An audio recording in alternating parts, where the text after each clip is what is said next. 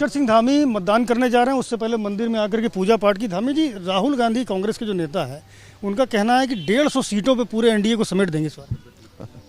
देखिए, अभी वो एनडीए की बात बाद में करेंगे, पहले अपनी कांग्रेस पार्टी की बात करें। पूरी कांग्रेस पार्टी देखिए, यहाँ उत्तराखंड में ही देख रहे हैं आप, देवभूमि है। देवभूमि में कहीं उनका खाता खुलता हुआ दिखाई नहीं दे रहा है, कहीं कांग्रेस लड़ती हुई, कहीं दिखती हुई मैदान में कहीं दिखाई नहीं दी है। पूरा हाल देश के अंदर है, और जितनी सीटें पिछली बार कांग्रेस की थी उससे बहुत कम सीटें होने वाली है, यानी कि 1/3 हो जाएंगी। इस हताशा की वजह, जैसा आप दावा कर रहे हैं कि कांग्रेस हताश है, तो इस हताशा के पीछे की वजह आपको क्या लगती है? देखिए, कांग्रेस ने हमेशा परिवारवाद किया है, भ्रष्टाचार को बढ़ाने का काम किया है, भ्रष्टाचार को जन्म देने का काम किया है, देश के अंदर तुष्टीकरण किया है। देश आगे बढ़ चुका है मोदी जी के नेतृत्व में। जो पिछले 65 सालों में नहीं हुआ, 70 सालों में नहीं हुआ, वो आज देश के अंदर सब कुछ हो रहा है। हर एक भारतवासी आज गौरवान्वित है कि हमको ऐसा नेतृत्व मिला है जो देश दुनिया के अंदर आज हमारा मान सम्मान बढ़ा रहा है, हर भारतवासी को गर्व से रहने का अवसर दे रहा है। सबका जो है भारतवासियों के प्रति और भारत के प्रति श्रद्धा सम्मान बढ़ा है, गरीब कल्याण हुआ है, सुशासन हुआ है। योजनाएं ऐसी बनी हैं जो योजनाएं लोगों की जिसकी आवश्यकताएं होती थी, और समाज का अंतिम छोर गरीब है, अनुसूचित है, हमारे नौजवान हैं, युवा हैं, महिलाएं हैं, हर वर्ग के उत्थान के लिए उन्होंने कार्यक्रम चलाए हैं। और सब माताएं बहनें भी नज़दीक से महसूस करती हैं, जिनको प्रधानमंत्री आवास मिले हैं, उज्ज्वला योजना मिली है, इज्जत घर मिले हैं, आज लखपति दीदियां बन रही हैं, ड्रोन दीदियां बन रही हैं, किसानों को किसान समृद्धि योजना से जोड़ा गया है। कोई सेक्टर ऐसा नहीं है, गरीब कल्याण अन्न योजना जो चलाई गई है, हर भारतवासी के घर में उनका चूल्हा जलता रहे उसकी व्यवस्था हुई है, कोई खाली पेट न सोए उसकी व्यवस्था हुई है। इतना बड़ा दुनिया का सबसे बड़ा वैक्सीनेशन भारत के अंदर हुआ है, वो देश के लोगों ने देखा है, उत्तराखंड के लोगों ने देखा है। इसलिए लोग चाहते हैं कि ये जो विकास का रथ आगे बढ़ रहा है उसको और तेज़ी से आगे बढ़ाया जाए। अंतिम प्रश्न है कि समाजवादी पार्टी जो इंडिया अलायंस की साथी दल है, सहयोगी दल है, उनका ये कहना है कि अग्निवीर योजना जो है वो कहीं ना कहीं हम जब अगर इलेक्शन जीत जाते हैं तो हम इस योजना को ख़त्म करेंगे, क्योंकि इस योजना से युवाओं का कल्याण नहीं हो रहा है। एक चंद कुछ वक्त के लिए, कुछ मोहलत के लिए उनको रोजगार मात्र उपलब्ध होता है।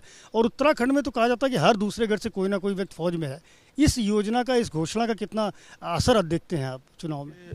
मैं आपको बताऊं कि अग्निवीर योजना देश के हित में लाई गई योजना है। उसमें अगर कोई ज़रूरी संशोधन करना होगा तो निश्चित रूप से रक्षा मंत्री जी ने उसमें बोला है।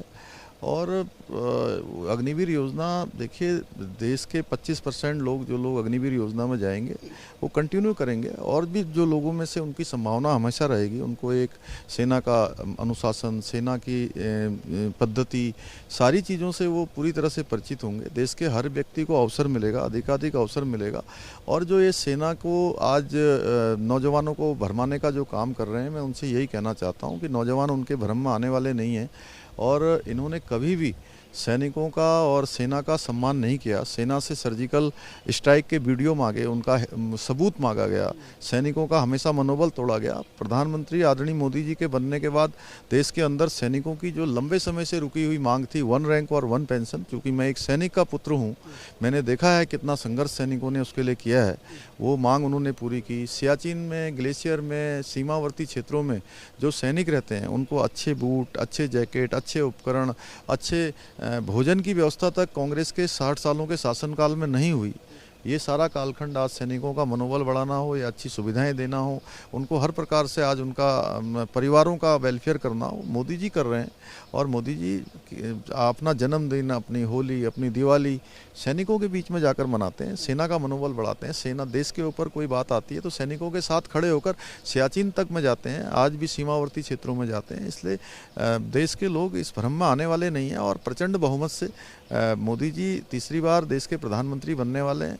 लोग समझ चुके हैं कि ये कोई बातें नहीं कर रहे हैं कि चुनाव के लिए लोगों को भरमाने का काम कर रहे हैं। जनता पार्टी ने जो घोषणा पत्र पेश किया है उसमें 2 अहम चीज़ें ऐसी हैं जो पहले से उत्तराखंड में की जा रही थी। यूसीसी का कानून है, और दूसरा जो आपने परीक्षा पेपर लीक को लेकर काम किया है, जो नकल को लेकर काम किया है। तो ये 2 जो घोषणाएं पूरे अब देश में लागू हो सकती हैं अगर भारतीय जनता पार्टी की सरकार बनती है तो क्या फील करते हैं इसको लेकर के?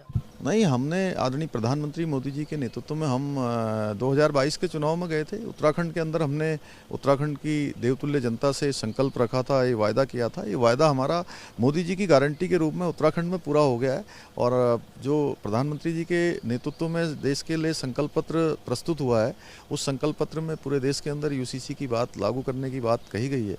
तो निश्चित रूप से अब जो गंगोत्री यहाँ से निकली है वो पूरे देश में जाएगी। चलिए, बहुत शुक्रिया हमसे बात करने के लिए, बहुत शुभकामनाएं। तो मुख्यमंत्री पुष्कर सिंह धामी हैं, जिनका कहना है कि जो गंगोत्री उत्तराखंड से निकली है वो पूरे देश में लागू होगी। जो उनकी द्वारा लागू की गई योजनाएं हैं उसका लाभ पूरे देश को मिलेगा। भारतीय जनता पार्टी के संकल्प पत्र में जो ये सारे वायदे किए गए हैं, ये निश्चित रूप से उत्तराखंड के लिए भी बहुत प्रभावी होंगे। इनका पूरा और भरपूर असर उत्तराखंड के ही नहीं बल्कि पूरे देश के चुनाव में देखा जाएगा। कैमरामैन प्रेम सिंह के साथ संजय त्रिपाठी, एबीपी न्यूज़, खटीमा।